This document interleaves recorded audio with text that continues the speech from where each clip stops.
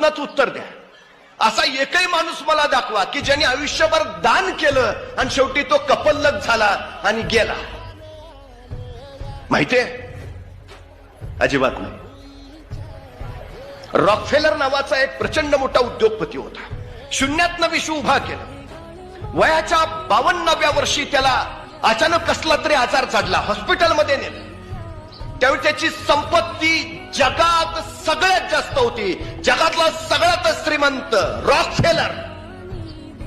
डॉक्टरांनी सांगितलं तुम्ही आता फार काळ जगत नाही. 52व्या वर्षी डॉक्टरांनी सांगितलं की जास्तीत जास्त 6 महिने राहिलेत तुमचे. त्या दिवशी रॉकफेलर घरी आला, स्वतःच्या मुलाबाळांना जवळ बोलावलं, रॉकफेलर फाउंडेशन नावाची संस्था स्थापन केली आणि 6 महिने राहिलेत. बस आता मी फक्त दान करत राहणार.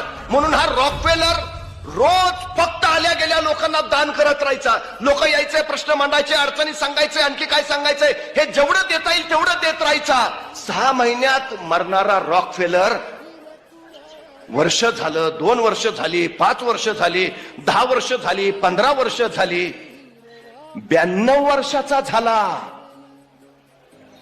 रॉकफेलर ठणठणीत होता आणि 52 ते 92 फक्त तो संपत्ती वाटत होता. त्याची संपत्ती किती कमी झाली होती? 52व्या वर्षी जेवढी त्याची संपत्ती होती त्याच्या 15 पट संपत्ती त्याची 92व्या वर्षी होती.